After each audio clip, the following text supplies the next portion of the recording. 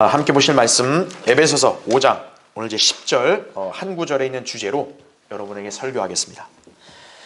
자, 10절에 무엇이 주를 기쁘시게 할 것인지 입증하라 이렇게 나오죠. 자, 이거는 어떤 권면이 아니라 우리 모두에게 주어진 명령입니다. 그러니까 이 구절대로라면 우리는 주님을 기쁘시게 해야 될 의무가 있어요. 근데 무엇이 주를 기쁘시게 할 것인지 입증하라 그랬잖아요. 그러니까 우리가 주님을 그러면 어떻게 하면 기쁘게 해드릴 수 있나? 그걸 우리가 알아야겠죠, 그렇죠?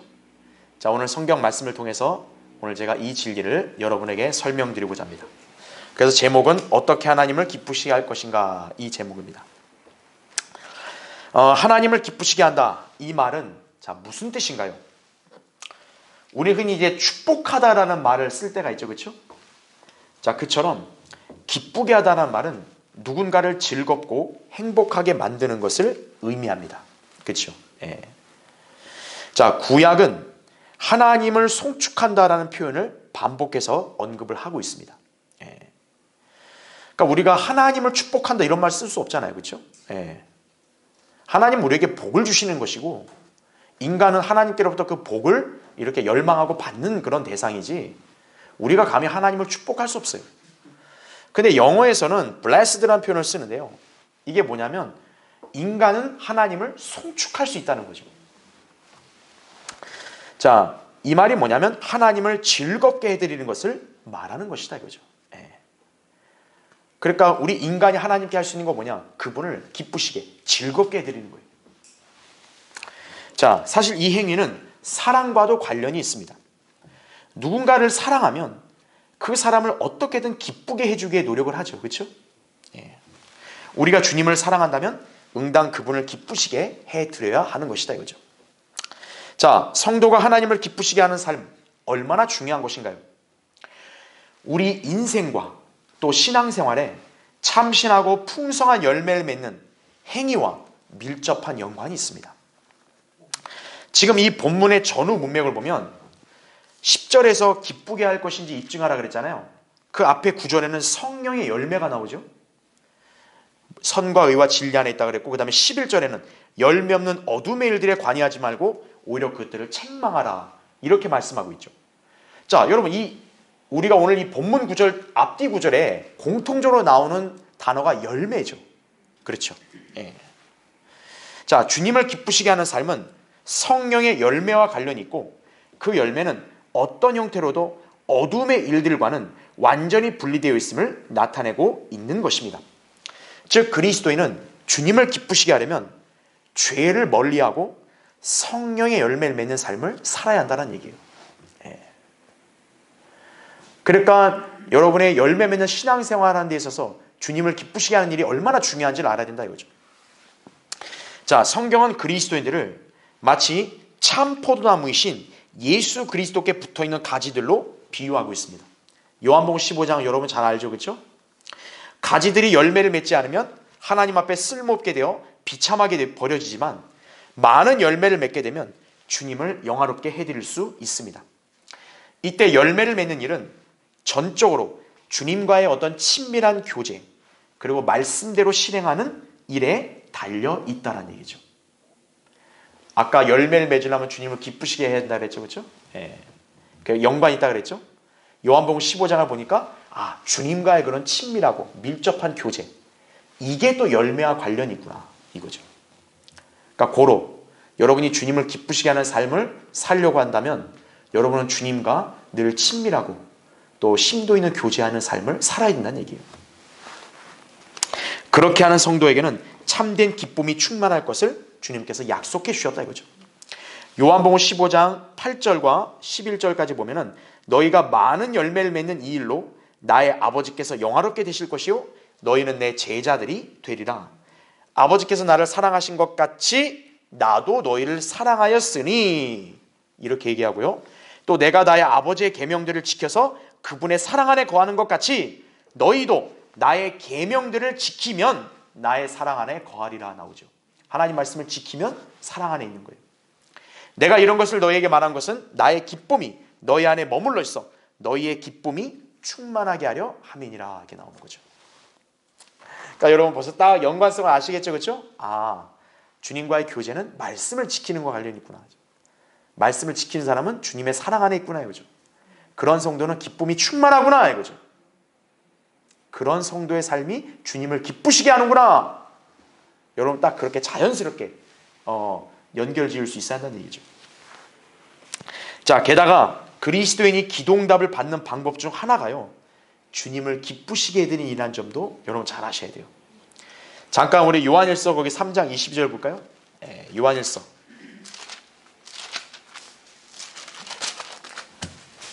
3장 22절.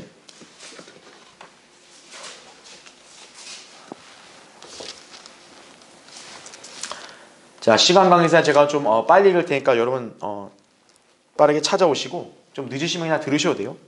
무엇인지 구하는 것을 그에게서 받나니 이는 우리가, 잘 보세요, 그의 계명들을 지키고 그의 목전에 기쁨이 되는 일들을 행함이라 이렇게 나오죠.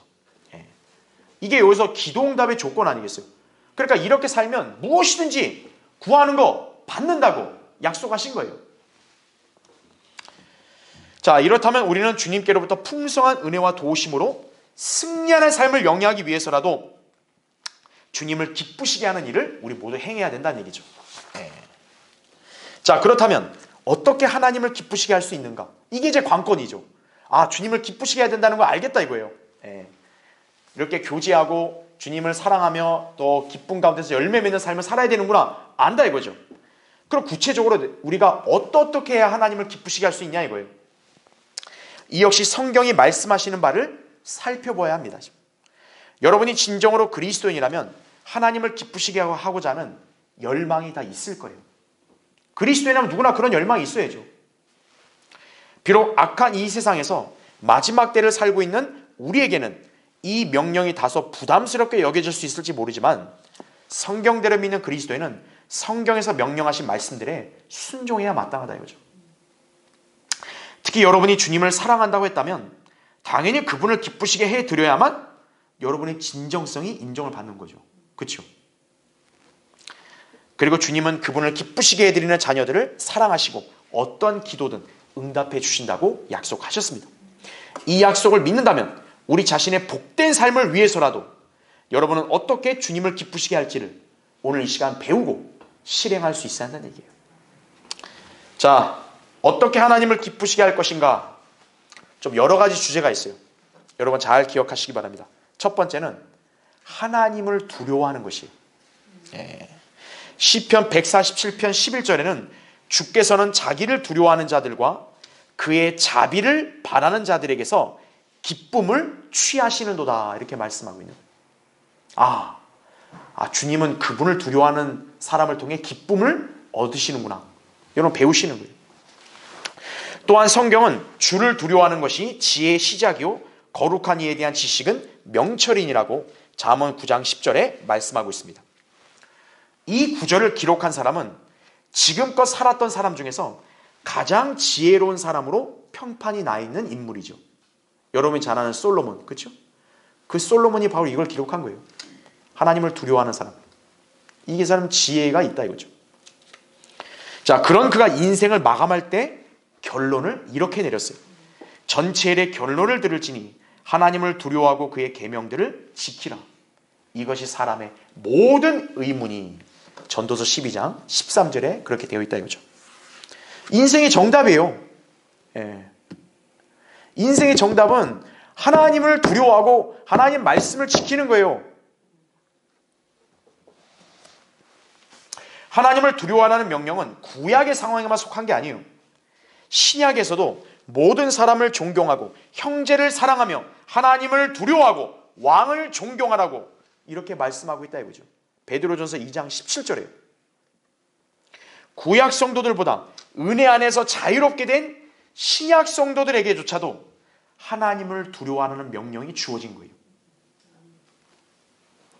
하나님의 준엄하고 엄중한 심판은 매우 무서운 일이기 때문이다 이거죠. 다만 우리는 하나님의 은혜 안에서 안전하기 때문에 우리는 하나님을 기쁘게 섬길 수 있는 거예요. 하나님을 믿지 않는 사람에게는 정말 불안과 공포의 연속이지만 하나님의 은혜 안에 있는 성도들은 영원히 안전하다 이거죠. 평안하다 이거죠. 그래서 우리는 하나님을 기쁘게 섬기는 거예요.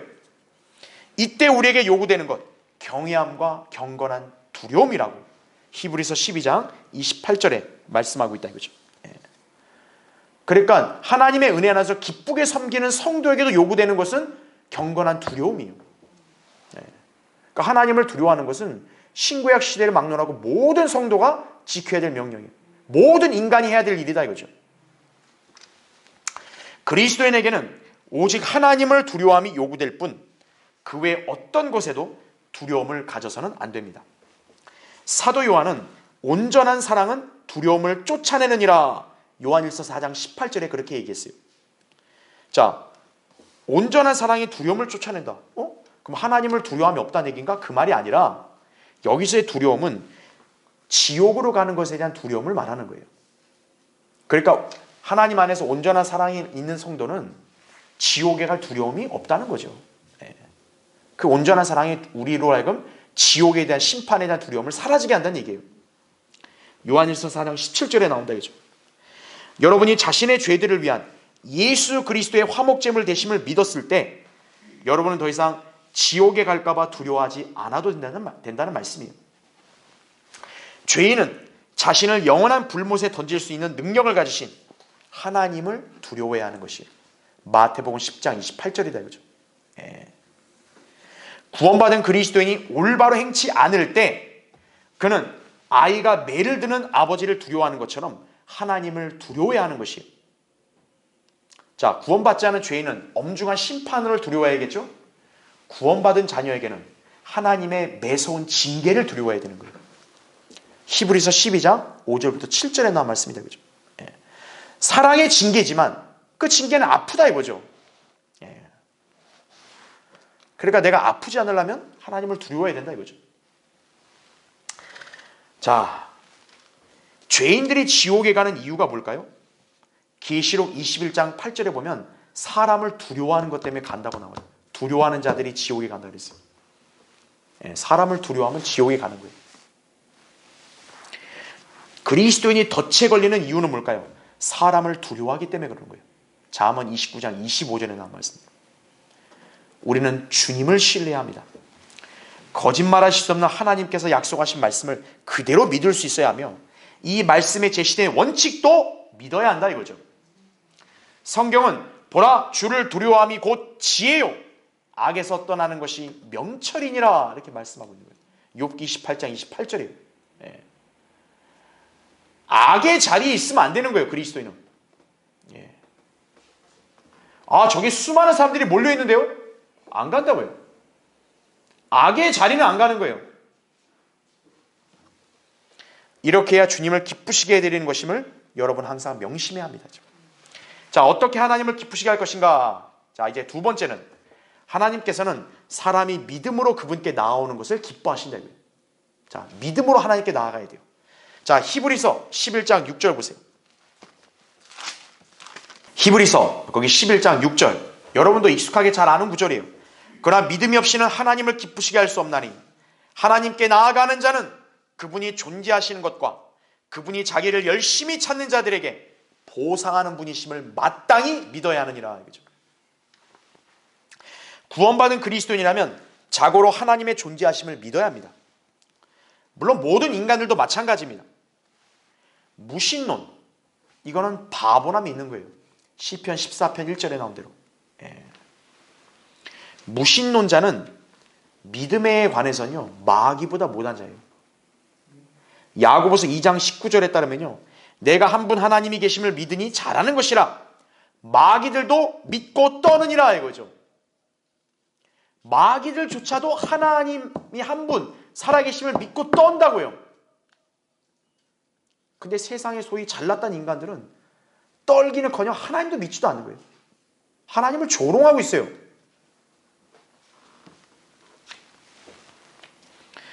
자, 누군가 진실하게 하나님을 믿는다면 그 증거가 뭐겠어요?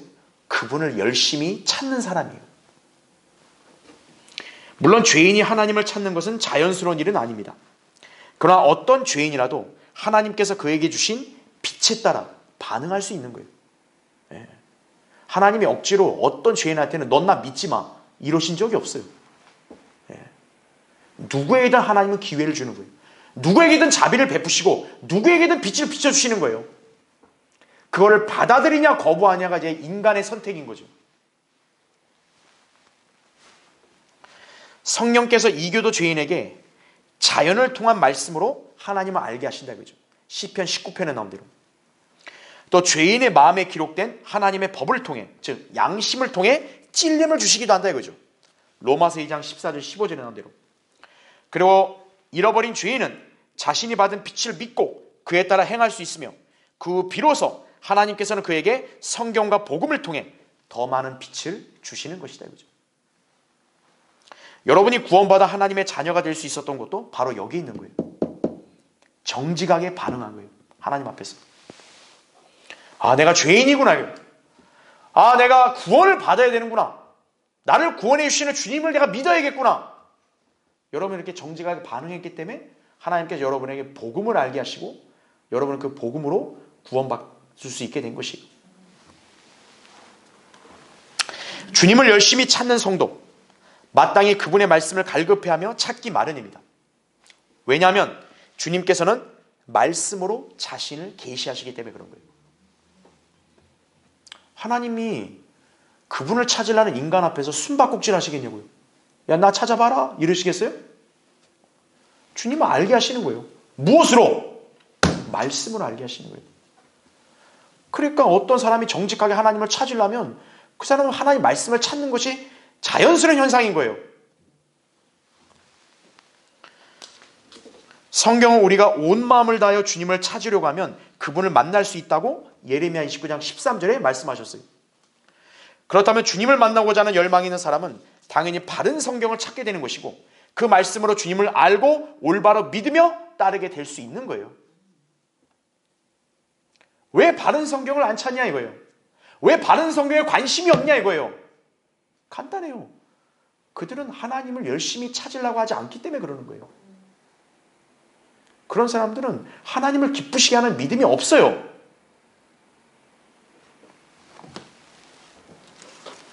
여러분이 오늘 이 자리에 오게 된 거 바로 이와 같은 거예요.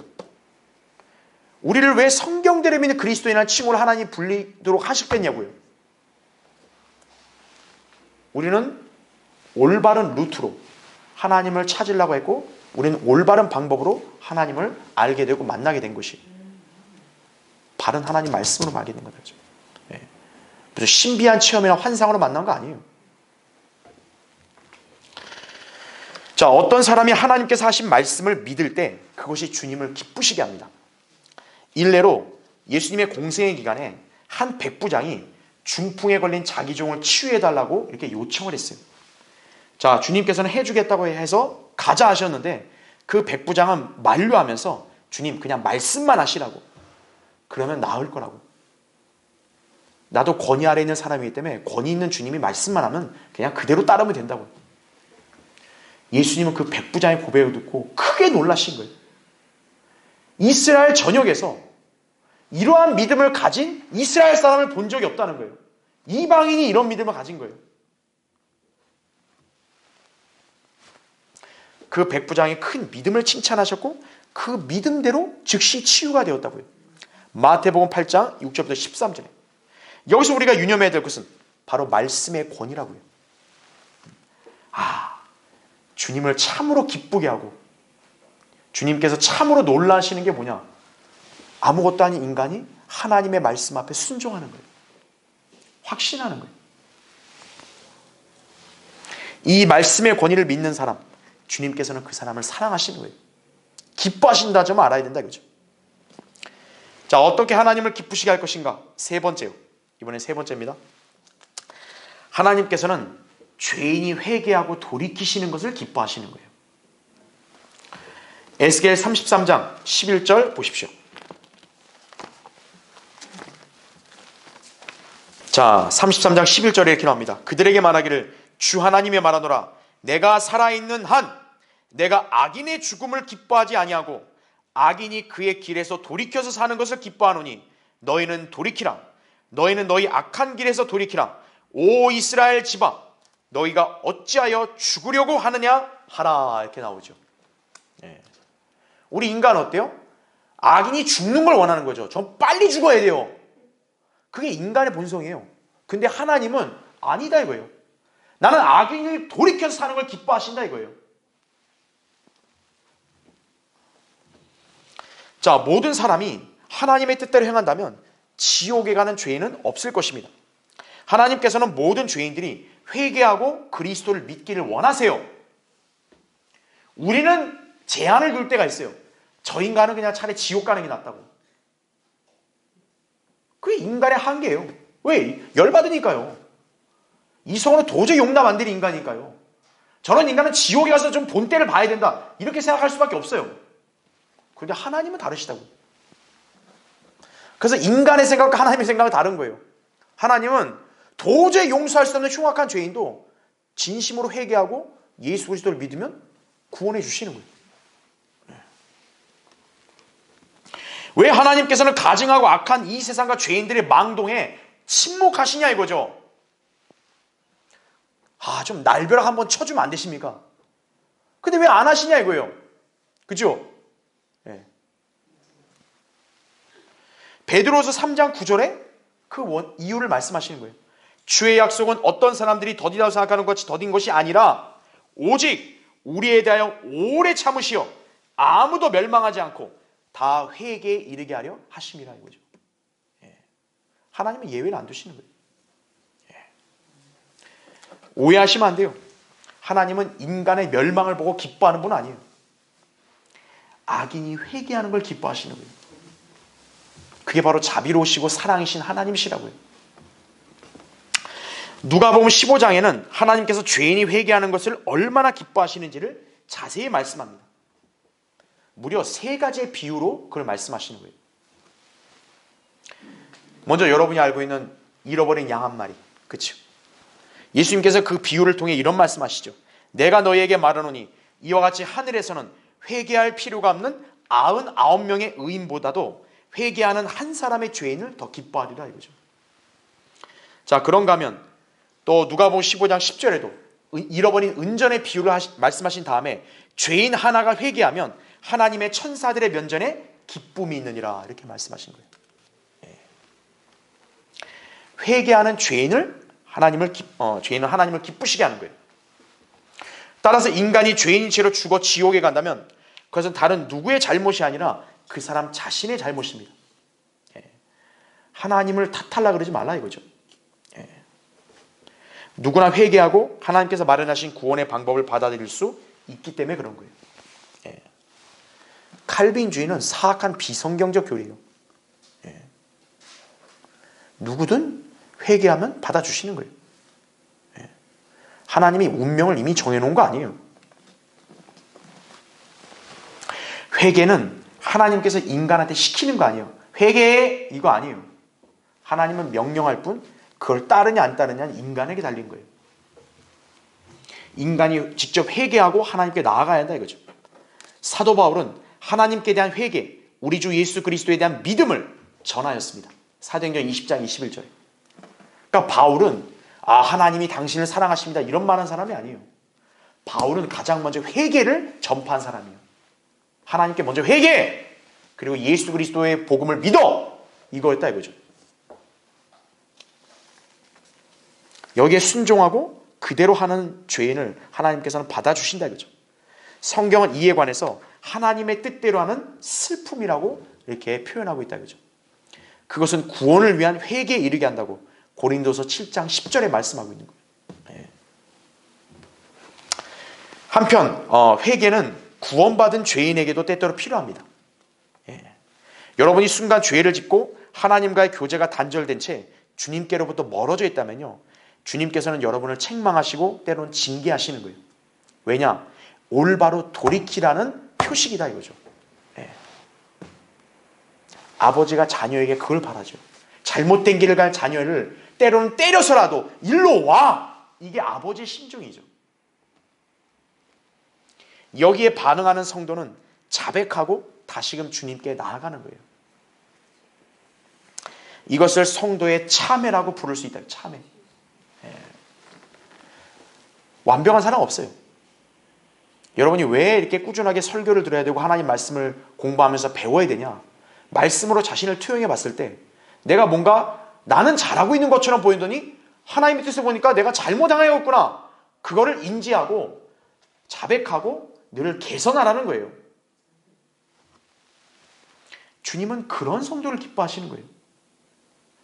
주님께서는 그분 앞에서 자기를 자랑하는 성도가 아니라 그분 앞에서 자신의 연약함을 시인하고 자백하고 주님께로 나오는 성도를, 자녀를 사랑하시는 거예요. 그걸 기뻐하신다 이거죠. 이에 관한 훌륭한 예화가 뭡니까? 바로 탕자의 비유 아니겠어요? 그렇죠?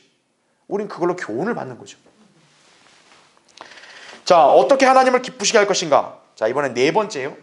육신 안에 있지 않고 그리스도 안에 있을 때 하나님께서 기뻐하신다는 얘기죠. 네.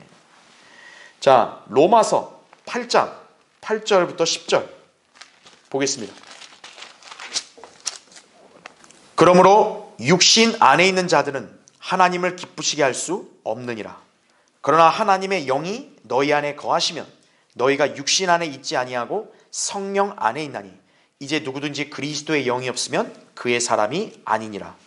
만일 그리스도께서 너희 안에 계시면 몸은 죄로 인하여 죽은 것이나 성령은 의로 인한 생명이니라. 이렇게 10절에 기록되어 있죠. 그렇죠? 구원받기 전에 그 어떤 죄인도 하나님을 기쁘시게 할 수 없었어요.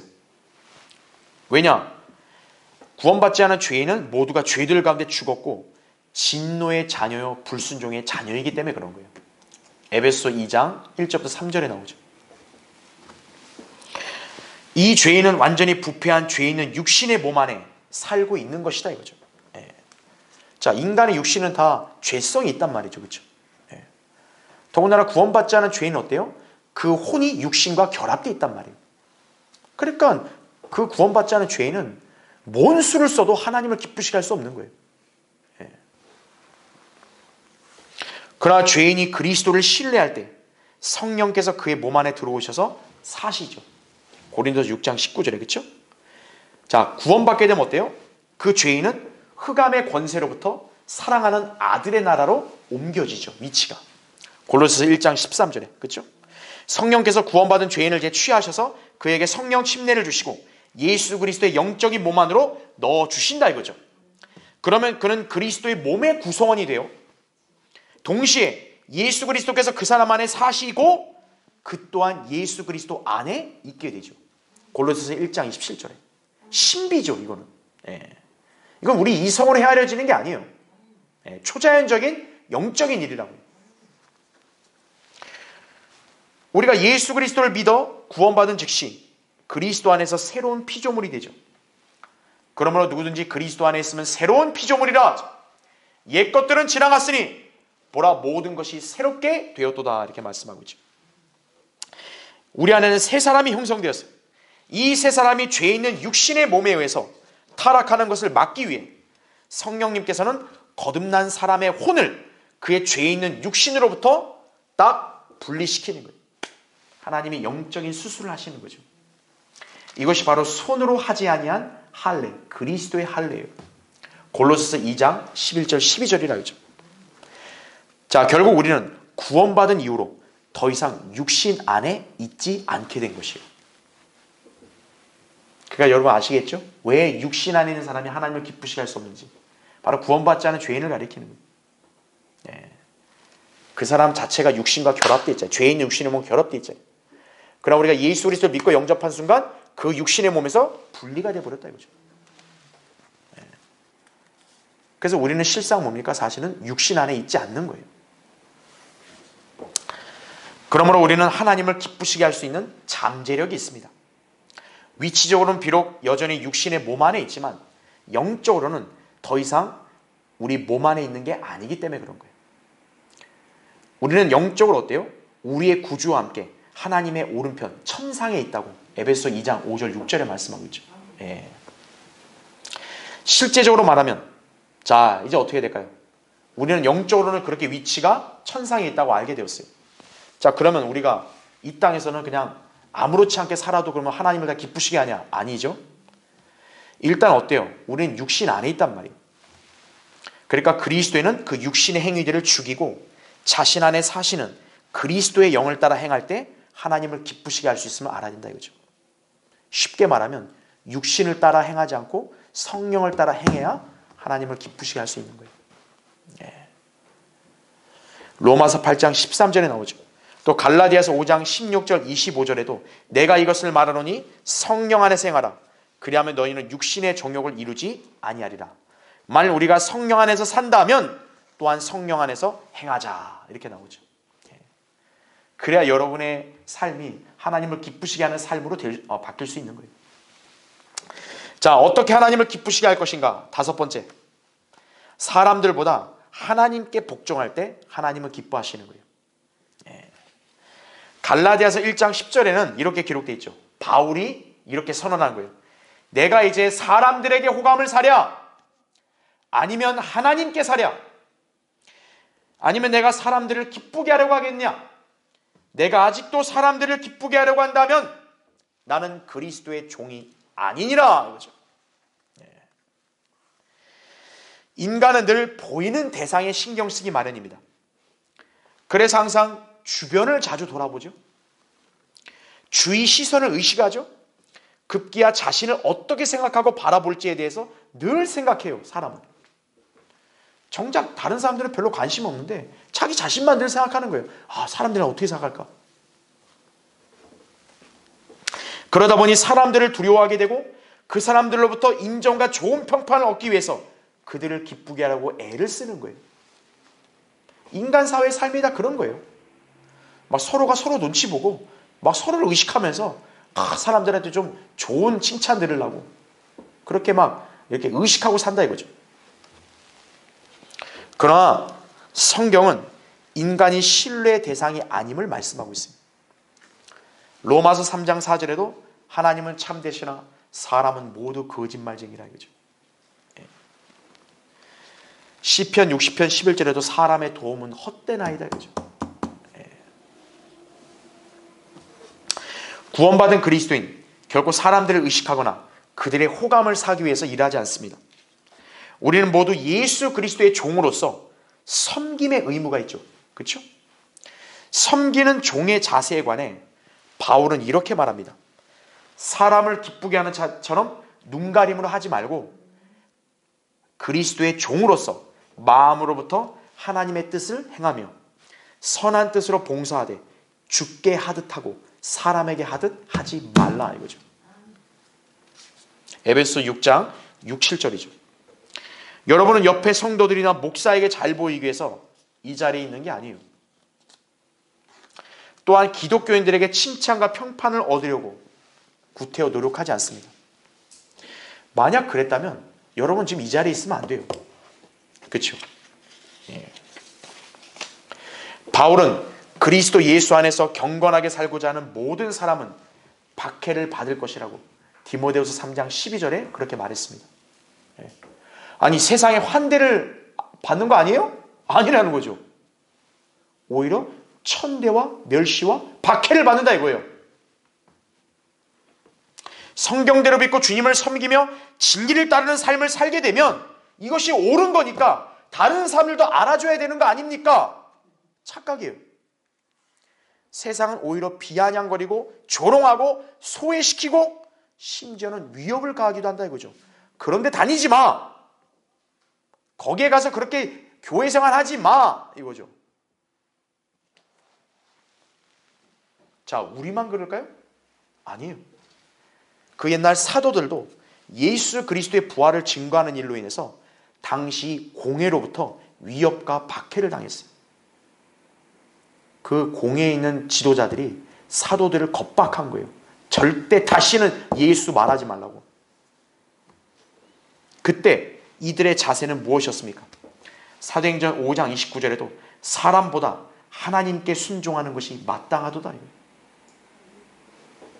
하나님 앞에서 너희에게 경청하는 것이 하나님께 경청하는 것보다 더 옳은 일인지 판단하라 이거예요. 니들한테 경청하는 게 옳은 거냐? 하나님께 경청하는 게 옳은 거냐 이거예요. 이들은 비록 자신들이 고난과 박해를 당한다 할지라도 하나님께 순종하는 것이 우선임을 밝힌 것입니다. 그들이 비록 고난과 멸시를 당대에 당했지만 그들은 오히려 기뻐했다고 사도행전 5장 41절에 나와요.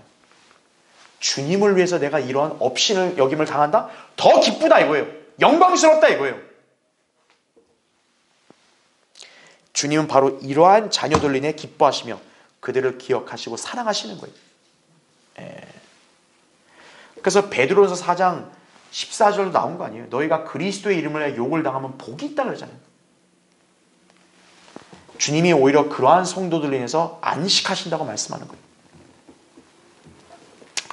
여러분, 우리 주변에는 늘 사람들 앞에서 유명해지고 명망받기 원하는 자칭 사역자들이 즐비합니다.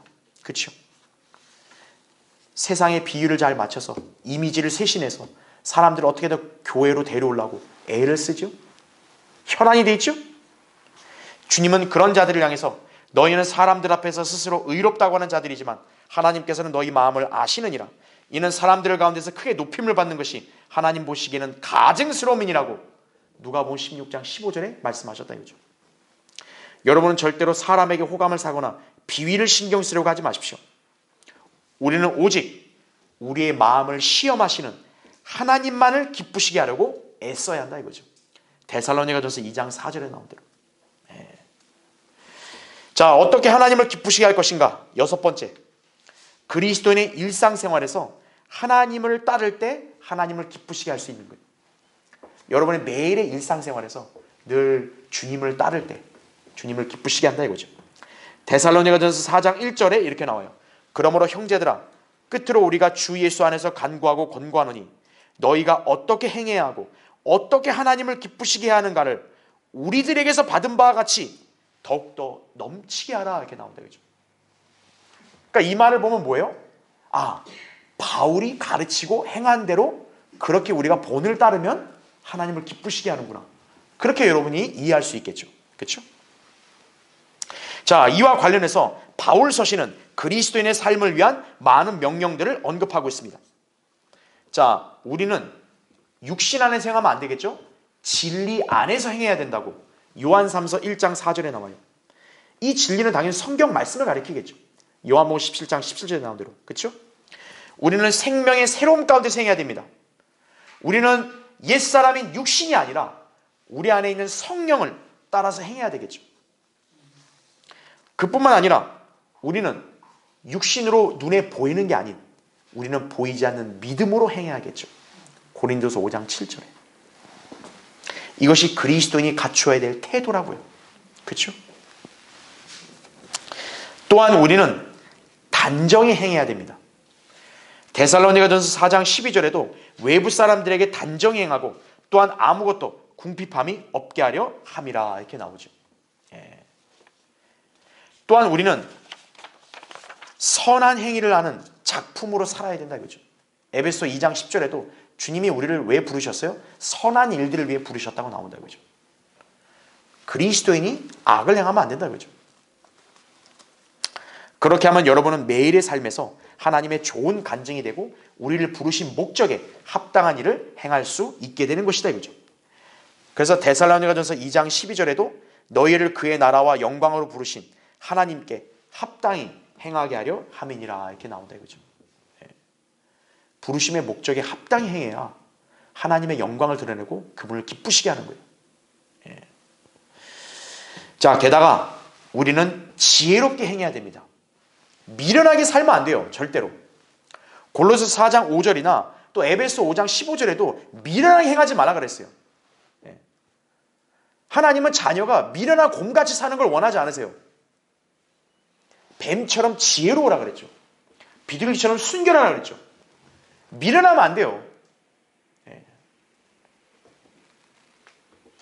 그래야 인생을 허비하지 않고 효율적으로 살 수 있다 이거죠.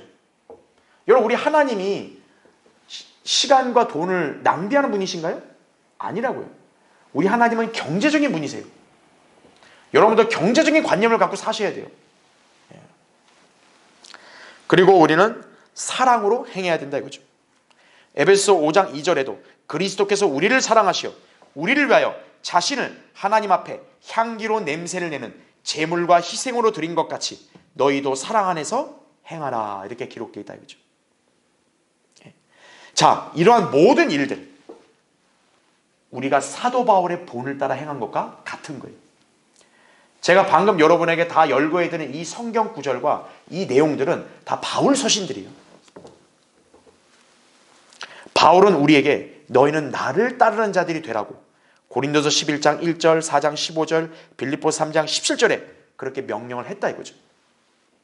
이렇게 행할 때 여러분은 하나님을 기쁘시게 할 수 있다는 점을 늘 유념해야 된다 이거죠. 자, 어떻게 하나님을 기쁘시게 할 것인가? 마지막 7번째, 하나님께 찬양으로 노래 부르고 감사를 드릴 때 하나님을 기쁘시게 할 수 있는 거예요. 네.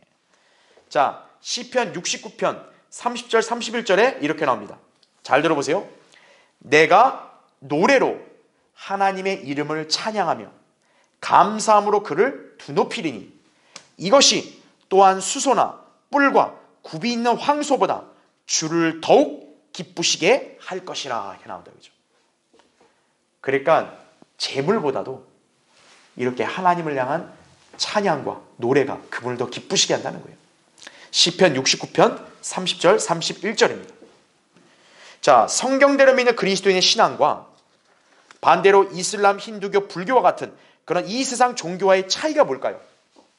우리가 가진 찬송가예요. 여러분, 세상 다른 종교들의 그런 찬송가 같은 노래가 있을까요? 없어요. 사람들은 자신이 사랑하는 것에 대해 노래하기를 좋아합니다. 그렇죠? 또 그렇게 할 때 즐거워해요. 자신이 가진 찬송가. 자, 우리가 가진 찬송가 어때요? 한 분만을 찬양하고 있어요. 주 예수 그리스도라고요. 그 한 분만을 위한 이 노래가 500곡 이상이 수록되어 있다 이거죠. 우리 찬송가 외에도 다른 찬송가에도 100여 곡 이상이 더 수록되어 있다 이거죠. 어떻게 인류 역사 2000년 가까이 흘러오면서 그 한 사람을 향한 사랑의 노래, 그게 수백 곡, 수천 곡이 지금도 불려지냐 이거예요. 그렇죠? 만약 예수 그리스도께서 다른 모든 사람이 행하지 못한 것을 행한 게 아니라면요, 왜 사람들이 2000년 전에 죽으신 분을 이렇게 기념하고 기억하는 노래를 600곡 이상이나 그렇게 만들어 부르겠냐고요. 그렇죠? 예수 그리스도가 다른 종교의 창시자, 그냥 성인군자 똑같은 사람이라면 어떻게 2000년 동안 그 한 사람을 이렇게 찬양하냐고요. 그렇죠? 마호메트 노래 있나요? 이슬람교에서 마호메트에 대한 노래 있어요? 마호메트가 그렇게 훌륭한 알라의 선지자라면 왜 아무도 그를 위해서 노래하지 않나요? 마호메트가 그 누구를 위해서도 또 그 어떤 일도 이루지 않았기 때문에 그런 거예요. 자, 성모 마리아는 어때요? 죄인들을 예수 그리스도께로 데려갈 수 있는 만약 중보자, 그런 마리아를 칭송하는 그런 찬양이 있어야죠. 그렇죠? 물론 카톨릭은 마리아에 대한, 성모 마리아에 대한 노래들이 몇 곡 있어요.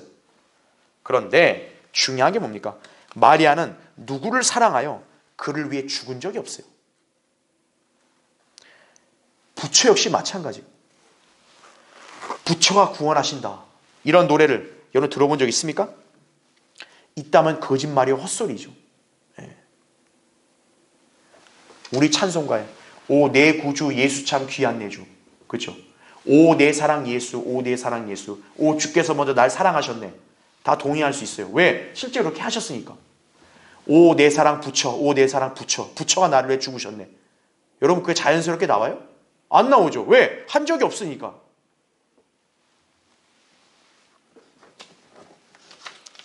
그러므로 다른 이에게는 구원이 없나니 하늘나라에서 우리가 구원을 받을 수 있는 다른 이름을 인간에게 주신 적이 없음이라. 사도행전 4장 12절이. 그리스도인은 예수 그리스도에 대해 노래합니다. 왜냐하면 우리는 그분을 사랑하기 때문이에요. 그리스도인이 예수님을 사랑하는 이유는 뭐냐? 주님께서 우리를 위해서 뭔가 행하셨기 때문이에요. 뭘 행했냐? 자기 생명을 내놓은 거예요.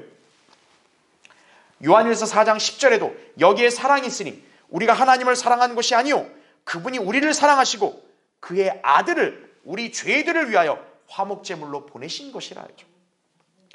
또 4장 19절에도 우리가 그분을 사랑하는 것은 그분께서 먼저 우리를 사랑하셨습니다. 예. 여러분, 우리의 선지자, 우리의 구주께서는 우리에게 진리를 주셨어요. 우리를 위해서 죽으셨어요. 하나님께서는 우리 그리스도인에게 그런 주를 위해 노래하고 곡조를 만들라고 명령하십니다. 에베소서 5장 19절 20절이에요. 여러분 모두 예수 그리스도를 위한 작사 작곡가가 돼도 돼요. 누가 알아주든 안 알아주든 여러분 자체적으로 노래를 만들어서 불러도 돼요. 예수 그리스도를 드높이는 거 아니에요. 그렇죠? 우린 마땅히 모든 것으로 하나님께 감사를 드려야 돼요. 히브리서 13장 15절에 보면은 찬양과 감사는 하나님께 드리는 입술의 열매라고 나오기도 하죠. 네.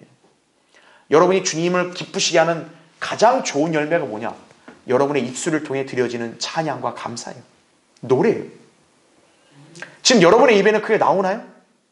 아니면 혹시 세상 유행가가 나오나요? 세상에 잡다한 이야기만 나오나요? 여러분의 입에서는 가장 아름다운 열매가 나와야 되는 거예요. 그게 찬양과 감사다 이거죠. 오늘 찬송을 부른 거 중요하다 이거죠. 자, 결론적으로요. 결론을 맺겠습니다. 우리가 구원받은 가치를 안다. 그럼 우리를 구원하신 주 예수 그리스도를 사랑해야 되는 것이 마땅합니다. 주님께서도 우리를 사랑하시죠. 그런데 하나님의 사랑에는 정도가 있어요. 요한복음 15장 9절에 따르면 하나님은 12제자, 물론 유다 이스카리오 제외하고 11제자도 사랑하셨죠. 그 중에 베드로, 야고보, 요한 세 사람을 더 특별히 사랑하셨죠. 그 중에서도 사도 요한은 사랑하는 제자로 알려져 있죠. 요한복음 13장 23절, 19장 26절, 20장 2절 등이 나온다 이거죠. 네. 요한만이 유일하게 예수께서 사랑하시던 제자 이렇게 표현이 나온다 이거죠. 자, 주님은 왜 특별히 요한을 더 사랑하셨는가? 요한은 주님께 밀착하며 그분을 기쁘시게 해드렸기 때문에 그런 거예요. 자, 오늘 제가 설교하면서 하나님을 기쁘시게 하는 기도응답의 약속, 그게 어디에 나와요? 요한일서에 나오죠. 포도나무의 비유, 열매를 맺으면 주님을 기쁘시게 하는 거, 그게 어디 나와요? 요한복음 15장에 나오죠. 다 그걸 누가 증거해요? 사도 요한이 증거하는 거예요.